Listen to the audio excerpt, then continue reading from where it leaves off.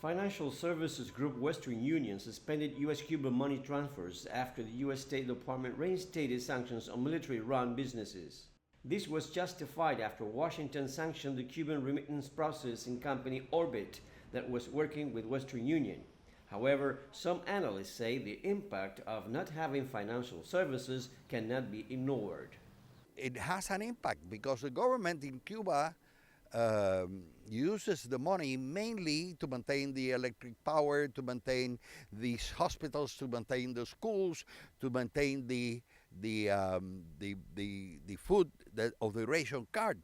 So if you make life difficult for the government, there's no way that has no impact on the people. The Cuban Ministry of Foreign Affairs issued a statement saying countless Cuban families will be affected by the suspension of sending remittances through Western Union to Cuba as a result of the U.S. government's change of course in its irrational hardline policy towards the island. Several Cuban citizens share their reactions over the reinstated U.S. sanctions. It all aims against our country's economy and the families who will no longer receive the financial assistance. This measure aims to have the Cuban government adopt what they call a democratic aperture, but it won't work. It will only inflict more hardships on our people. Political analyst Carlos Alzugaray says the remittance cut and other recent U.S. measures are policy change-oriented.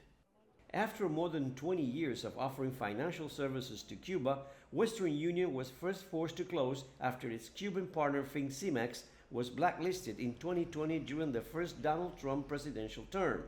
After some restrictions were lifted, the company was able to resume full operations in 2023. Authorities say tough U.S. economic sanctions on Cuba, including a move this month to suspend Western Union money transfers to Cuba, will only worsen hardship for the people and lead to more shortages, increased migration, and family separation. Luis Chirino, CGTN, Havana.